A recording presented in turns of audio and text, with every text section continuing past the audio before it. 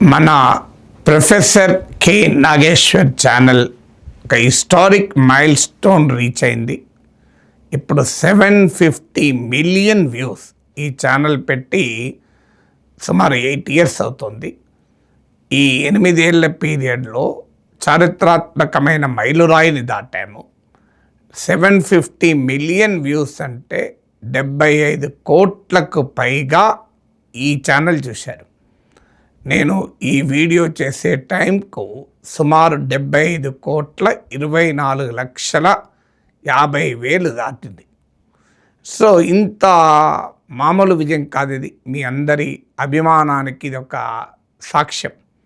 So ఇందులో ఇంకో ప్రత్యేకత ఏంటంటే లాస్ట్ 8 ఇయర్స్ పీరియడ్లో ఎవరేజ్ డ్యూరేషన్ పర్ వ్యూ అంటే ఒకరు మొత్తం చూడొచ్చు వీడియో, ఒకరు తక్కువ చూడొచ్చు, ఒకటి చిన్న వీడియో ఉండొచ్చు, ఒకటి పెద్ద వీడియో ఉండొచ్చు. Average view duration 4 minutes 29 seconds. ఇది యూట్యూబ్ ఎనాలిటిక్స్ ఆధారంగా ఇస్తున్న సమాచారం. ఇది 4 minutes 29 seconds. మీకు ఇది కొంతమందికి ఈ ఎనాలిటిక్స్ అవగాహన లేని వారికి అంతేనా అనిపించవచ్చు. కానీ మీకు టాప్ న్యూస్ ఛానల్స్ కూడా 2 to 3 minutes మించి ఉండదు ఎవరేజ్ డ్యూరేషన్. ఎందుకంటే అందరూ మొత్తం వీడియో చూడరు. అందులో చాలా వీడియోలు 6 minutes 8 minutes వరకే ఉంటుంది. సో నియర్లీ 50% ఎవరేజ్ను చూస్తున్నారు. అంటే ఒక వీడియోను సగం చూస్తున్నారు చాలామంది, అత్యధిక మంది. అందుకే 4 minutes 29 seconds. మీకు ఆశ్చర్యం వేస్తుంది. ఇప్పటి వరకు total time spent on our channel professor K Nageshwar ఛానల్లో వ్యూవర్స్ గడిపిన మొత్తం సమయం తెలుసా? ఆశ్చర్యం వేస్తుంది. 5,58,00,000 గంటలు, 5,58,58,00,000 hours ఇంతసేపు గడిపారు. అయితే మీరు అనొచ్చు ఇందులో చాలామంది మళ్ళీ చూస్తారు కదా, అది కూడా డేటా కూడా ఇస్తాను. అయితే అది 8 year డేటా యూట్యూబ్ ఎనాలిటిక్స్ ఇవ్వదు. లాస్ట్ 90 days డేటా ఇస్తుంది. లాస్ట్ 90 daysలో మీకు ఆశ్చర్యం వేస్తుంది. Average time spend 5 minutes 4 seconds పెరిగింది. నేను లాస్ట్ 8 years డేటాలో 4 minutes 29 seconds చెప్పాను. ఎందుకంటే స్టార్టింగ్లో ఛానల్ అంత పాపులర్గా ఉండదు కనుక. ఈ లాస్ట్ 90 రోజుల్లో average time spend 5 minutes 4 seconds. ఇక లాస్ట్ 90 daysలోనే యునీక్ వ్యూవర్స్ అంటారు. అంటే ఒక్కరు 10 సార్లు చూసినా ఒక్కరిగానే కౌంట్ చేస్తారు.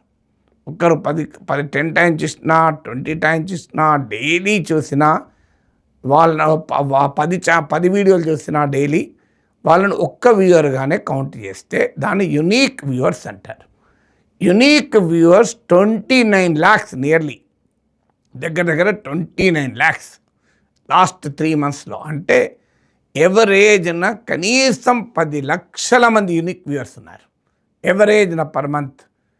సో ఇంత అద్భుతమైన విజయానికి కారణం మీ అందరి అభిమానం, నా కృషికి మీరిచ్చినటువంటి బహుమానం. సో దీనికి కారణాలు ఏంటి అని కూడా యూట్యూబ్లోనే ఇచ్చిన ఆస్క్ స్టూడియోలో ఉన్న ఆర్టిఫిషియల్ ఇంటెలిజెన్స్ ఫీచర్ ఉంటుంది. సో నా సొంత సబ్జెక్టివ్ ఒపీనియన్ చెప్పకూడదు కనుక దీనికి కారణాలు ఏంటి అని కూడా అడిగాను. సో అది ఇచ్చిన కారణాలు ఏంటంటే హై క్రెడిబిలిటీ, సో అత్యధిక విశ్వసనీయత ఉండడము, ఇంటలెక్చువల్ ఎంగేజ్మెంట్, మేధోపరమైన ఆసక్తిని కలిగించగలడం, ఇన్డెప్త్ ఎనాలిసిస్, లోతైన విశ్లేషణ ఉండడం, డైవర్సిఫైడ్ టాపిక్స్, విస్తృతమైన అంశాలపైన కంటెంట్ ఉండడము, and the quality of the content నాణ్యత వల్ల ఇది సాధ్యమైంది. దానికి లోపాలు కూడా చెప్పింది. మరి ఏంటి ఇంప్రూవ్మెంట్ అంటే ఇది మిగతా ఛానల్స్, చాలా ఛానల్స్ లాగా అట్రాక్టివ్గా ఎడిటింగ్ ఉండదు, అట్రాక్టివ్గా వీడియో ఉండదు, కేవలం మీరు మాత్రమే మాట్లాడుతూ పోతారని కూడా చెప్పింది. అయితే అది కూడా ఆడియన్స్ని డిస్ట్రాక్ట్ చేయకుండా ఉపయోగపడుతుందని నా నమ్మకం కనుక నేనే మాట్లాడుతూ ఉంటాను. అది కూడా చెప్పింది లోపం కూడా. సో అందువల్ల ఈ వీడియోలో సాధ్యం ఎలా అయింది అంటే, తెలుగు ప్రేక్షకులకు చాలామందికి ప్రపంచంలో ఉన్న అనేక పత్రికలు, పరిశోధన సోర్సెస్ వీటిని చదివే సమయం ఉండకపోవచ్చు, అవకాశం ఉండకపోవచ్చు. కొంతమందికి చదివినా అర్థం చేసుకునే భాషా పరిజ్ఞానం కూడా ఉండకపోవచ్చు. అందుకే నేనేం చేస్తానంటే డైలీ 80 to 100 సోర్సెస్ను కంటిన్యూస్గా మానిటర్ చేస్తాను. ఇందులో చాలా సోర్సెస్ను డైలీ 1-2 సార్లు చూస్తాం. కొన్నిటిని 2-3 డేస్కి ఒకసారి చూస్తాం. ఇందులో అంతర్జాతీయ స్థాయి ప్రశస్తిగాంచిన గ్లోబల్లీ రిప్యూటెడ్ మీకు wall street journal, economist, financial times, New York times, Washington post, Guardian, the independent, economist లాంటి టాప్ గ్లోబల్ సోర్సెస్, అలాగే వెబ్సైట్స్ conversation.com, ది అట్లాంటిక్, ఇలాంటి వాటి సోర్సెస్ కూడా ఫాలో అవుతుంటాను. ఇవి కాక రీసెర్చ్ ఇన్పుట్స్కు మీకు అంటే రీసెర్చ్ స్టడీస్ కోట్ చేయడానికి రీసెర్చ్ గేట్లో వచ్చేవి, వాటితో పాటు టాప్ ఇండియన్ డైలీస్ అన్నీ మీకు నేమ్ ఎనీ డైలీస్. ఫిజికల్గా నాకు 12 న్యూస్ పేపర్స్ వస్తాయి. ఆన్లైన్లో కూడా సబ్స్క్రిప్షన్ ఇస్తే ఈస్ట్, వెస్ట్, సౌత్, నార్త్ అన్నీ, the Hindustan Times, the Statesman, the Telegraph, the Hindu, Indian Express, the Times of India, the New Indian Express, Deccan Chronicle, Deccan Herald, Tribune, Business Line, Business Standard, Economic Times, Mint, Financial Express, ఇలాంటి top newspapers, India Today, Frontline, Outlook, the Week, Business India లాంటి magazines, అలాగే అనేక రకాల websites మీకు the Wire, the Quint, the Print, Scroll, మీకు India స్పెన్, ఫిన్ shorts, ఇలా మీకు first post, India today, obviously మీకు న్యూస్ 18, న్యూస్ ఎక్స్, రీడిఫ్, ఇలా ఒకటి కాదు, న్యూస్ క్లిక్, మెయిన్ స్ట్రీమ్, ఇలా చెప్పుకుంటూ పోతే moneycontrol.com, ఇలా అనేక రకాల సోర్సెస్ను కంటిన్యూస్గా మానిటర్ చేస్తూనే ఉంటాం. సో వీటిలోకి వెళ్ళి అవసరమైన ఇన్ఫర్మేషన్ తీసుకుంటుంటాం. ఎకనామిక్స్కు కొన్ని ప్రత్యేక sources, Centre for Monitoring Indian Economy, World Bank, Reserve Bank of India, International Monetary Fund లాంటి specialised agents, top consultancy firms, Deloitte, Price Waterhouse, Price Coopers, మీకు మెకెన్సీ, ఇలాంటి టాప్ కన్సల్టింగ్ ఏజెన్సీలు, Boston Consulting Group లాంటి reports, ఇలా నిరంతరం అనేక రకాల సోర్సెస్ను కంటిన్యూస్గా మానిటర్ చేస్తూ ఉంటాం. అందులోకి వెళ్ళి విలువైన సమాచారాన్ని తీసుకొని అర్థమయ్యే భాషలో, అర్థమయ్యే సరళిలో, తెలుగులో చెప్తూ ఉంటాడు.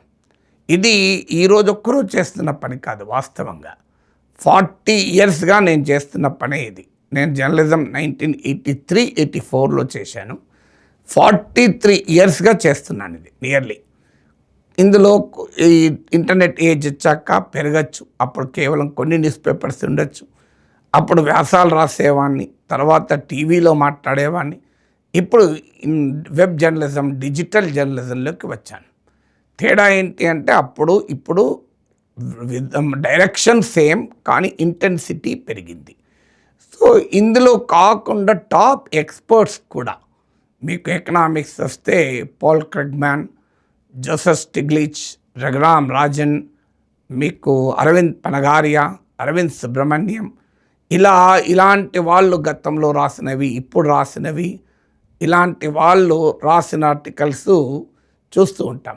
ఇది కాక మీకు సిపి చంద్రశేఖర్, జయతి ఘోష్, ప్రభాత్ పట్నాయక్, సుజిత్ భల్లా, మీకు ఇలాంటి అనేక మంది ఎకానమిస్టులు, ఇందులో లెఫ్ట్, రైట్, సెంటర్ అన్ని రకాల ఆలోచనలు ఉన్న రాసిన వాళ్ళు, మీకు రాసిన అన్ని రకాల ఆలోచనలు ఉన్న వాళ్ళు చెప్పే కూడా ఉంటాను. ఇప్పుడు ఫారిన్ పాలసీ అనుకోండి, top foreign policy expert Brahma Chellaney, Nirupama Menon Rao, ఇలా వాళ్ళు రెగ్యులర్గా వాళ్ళు రాసిన వ్యాసాలని వాళ్ళు వ్యక్తం చేసిన అభిప్రాయాల్ని మీకు కంటిన్యూస్గా మానిటర్ చేస్తాం.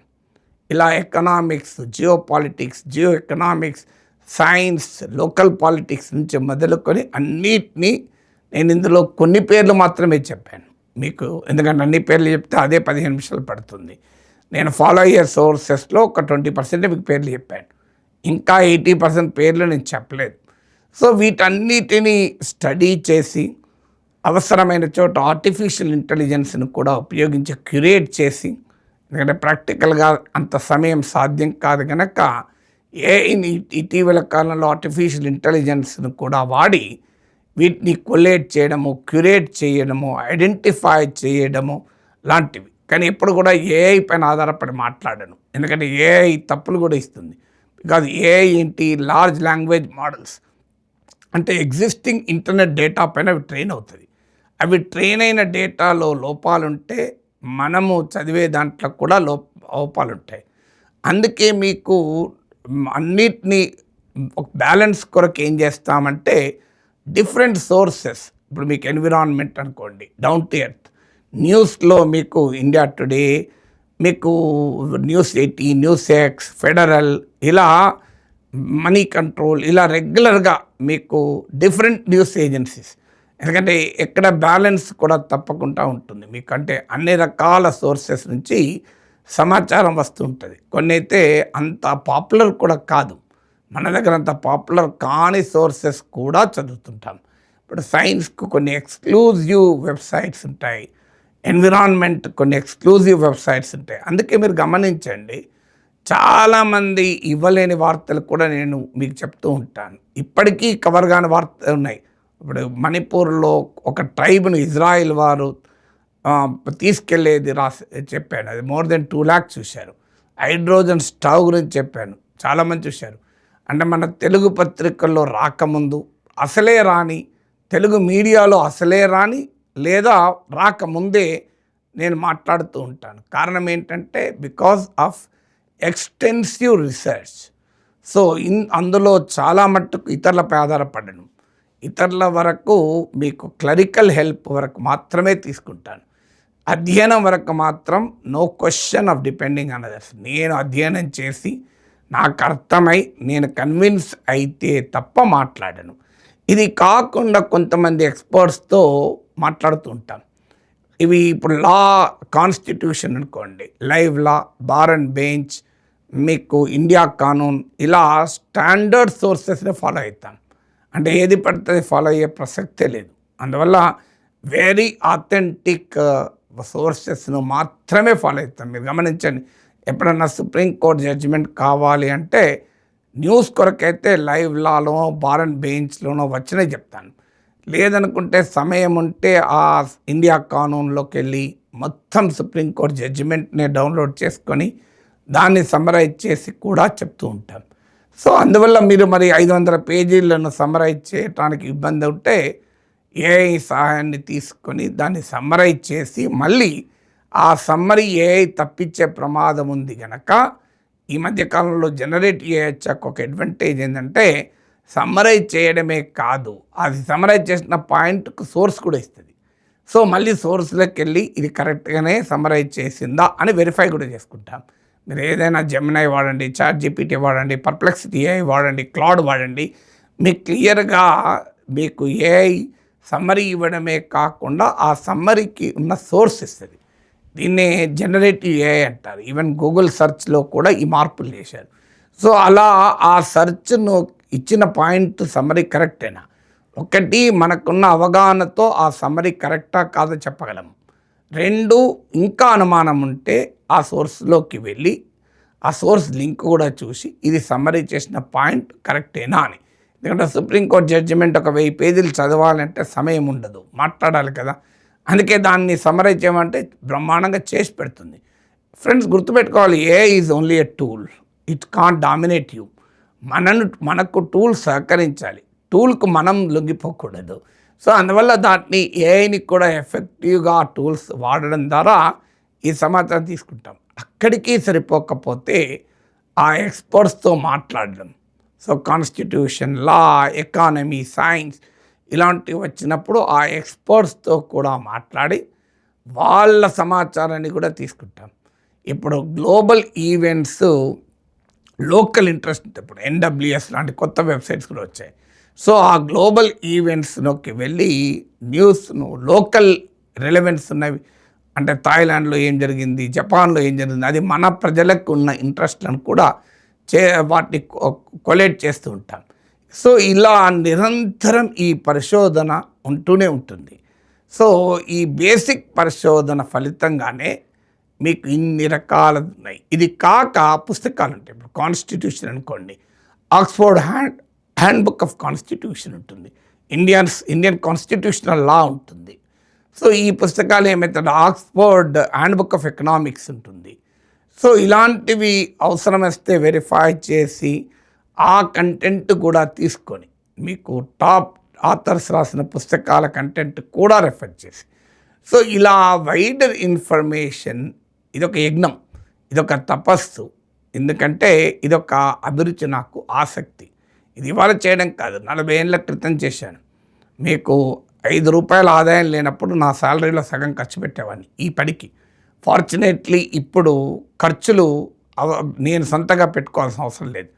సో యూట్యూబ్ ఆ పని చేసేసుకుంటుంది.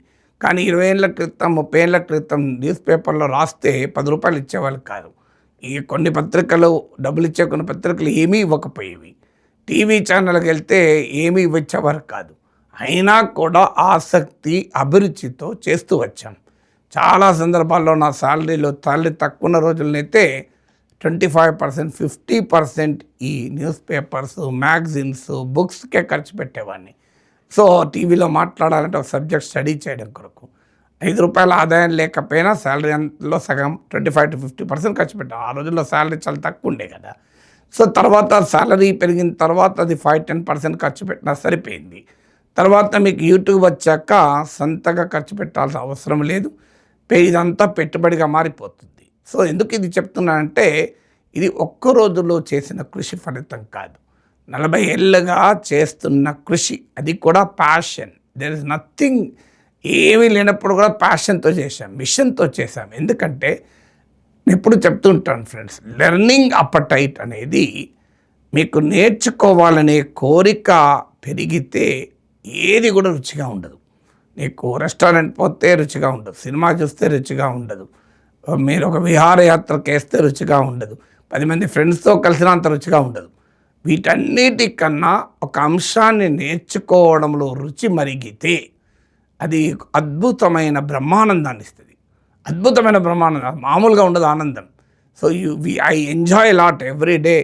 అట్లీస్ట్ 16 hours బయటికి వెళ్ళే పని లేనప్పుడు, బయట మీటింగ్ లేనప్పుడు ఇదే పని. ఎందుకంటే ఇంత వర్క్ మీకు ఎందుకు చెప్పానంటే చాలామందికి తెలియదు.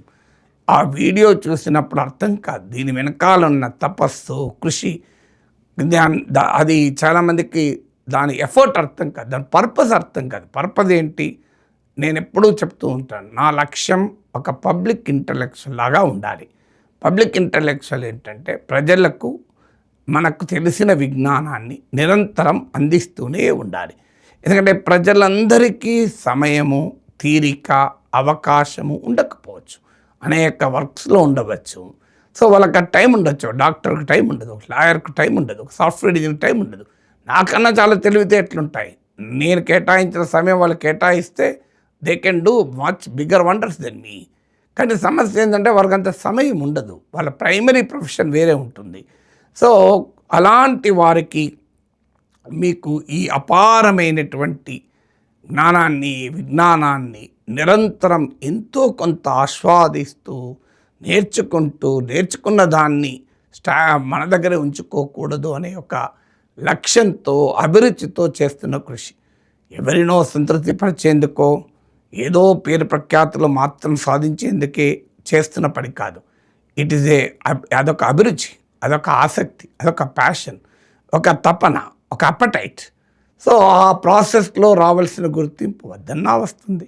అందువల్ల దీన్ని మీరు ఆదరిస్తున్న కొద్దీ, 10 మందికి ఈ షేర్ చేస్తున్న కొద్దీ మరింత ఆసక్తితో దీన్ని కొనసాగిస్తాను. ఎందుకంటే 100 మంది చూసినా చేసే కృషి అదే, 1000 మంది చూసినా కృషి అదే, 1,00,000 మంది చూసినా కృషి అదే. అందువల్ల ఎక్కువ మందికి వెళ్తే అది ఎక్కువ ప్రయోజనం వస్తుంది కనుకనే ఇంత వివరంగా ఈ అవకాశాన్ని తీసుకొని చెప్తున్నాను. ఫ్రెండ్స్, 75 crore వ్యూస్ రీచ్ అయిన సందర్భంగా మీ అందరికీ ఉదయపూర్వక అభినందనలు. మళ్ళీ 100 crore వ్యూస్ రీచ్ అయ్యాక మళ్ళీ మీతో మాట్లాడతాను.